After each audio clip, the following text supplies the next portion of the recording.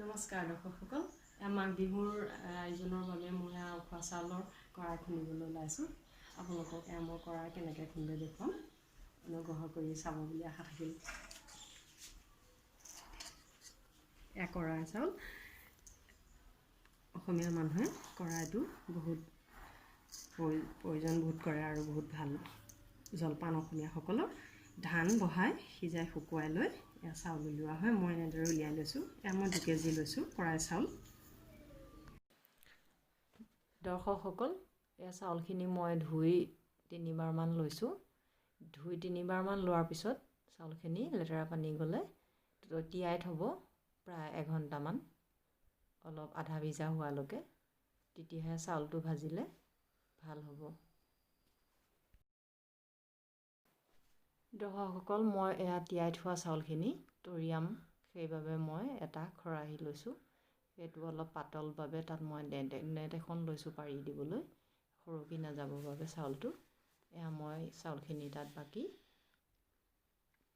আকৌ তৰিয়াই অলপ জৰজৰীয়া হোৱালৈকে থৈ দিম।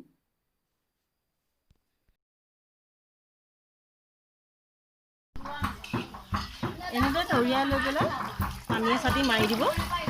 চাউলখিনি এটা এটা হৈ থাকিব। মই কেৰাহীত চাউল ভাজিবৰ বাবে লৈছোঁ। এটা জোখমতে লৈছোঁ। কেৰাহীটো ডাঙৰ যদিও মই ভাজিবৰ যিখিনি প্ৰয়োজনীয় সেইখিনি চাউলহে লৈছোঁ। ভাজি আছোঁ যেতিয়ালৈকে অলপ প্ৰতিটো চাউলে ফুটি নুঠে। জুই বেছি হ'লে বেয়া, খুব কম হ'লেও বেয়া। চাউলখিনি ভাজি ল'ব। চাউলৰ অৱস্থা হৈছে চাউলখিনি ভাজিছোঁ। কাঢ়ি দিছোঁ। বাঁহৰ কাঠি বা বাঁহৰ কাঠিৰে এনেকৈ পাতৰ কাঠিৰে বনাই লোৱা হয়। শুবলি দিছোঁ। এনেদৰে লাগিব।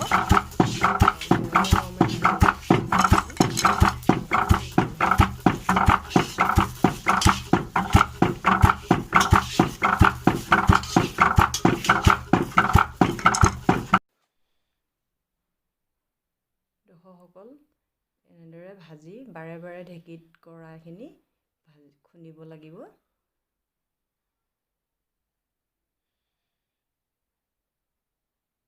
গৰমে গৰমে ভাজি আৰু কাষত থকা চাউলবিলাকো মাজলৈ দি চাউলখিনি মাজতে ৰাখি ভাজিব লাগিব।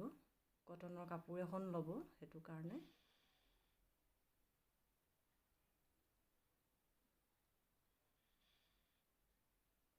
তলত লাগি ধৰিলে, গৰমে গৰমে চাউলখিনি দিয়াৰ কাৰণে তলত লাগি ধৰিব, আৰু লাগি ধৰিলে খুচনি মাৰি এডাল ল'ব। আৰু তলত মখা উঠিছে, এইটো কিছুমানে চাহৰ লগত খাই ভাল পায়। এতিয়া আমি মখাটো ভাঙিম, আমি চেপেটা কৰাই কৰিছোঁ বাবে।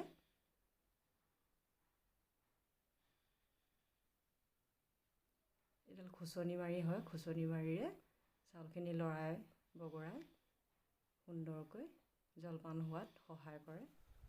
দৰ্শকসকল, জলপান খুন্দি হ'ল। এনেদৰে মই বাৰে বাৰে চাউল ভাজি ভাজি ঢেঁকীত দি জলপান, চেপেটা জলপান হ'ল। মই যিখিনি চাউল লৈছিলোঁ খুন্দা হ'ল আজি। আপোনালোকেও এনেদৰে খুন্দি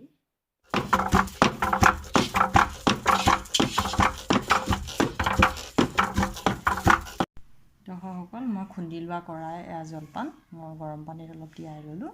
গাখীৰতো দি ল'ব পাৰে আপোনালোকে। দৈ মই ঘৰতে প্ৰস্তুত কৰিছোঁ। মিঠৈ আৰু চেনি দিও খাব পাৰে ইচ্ছা কৰিলে। এনেদৰে আপোনালোকে ঘৰতে কৰাই জলপান বনাই সকলোকে খুৱাবও পাৰিব আৰু নিজেও খাব পাৰিব। বিহু বতৰত আপোনালোকক সকলোৰে শুভকামনা থাকিল।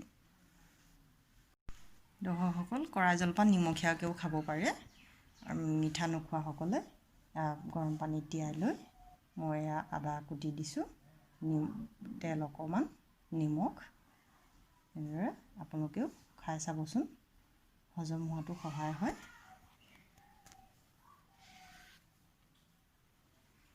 আপোনালোকে এনেদৰে ঘৰতে কৰাই জলপান প্ৰস্তুত কৰি ঢেঁকী থাকিলে বনাই খাব পাৰিব। নমস্কাৰ।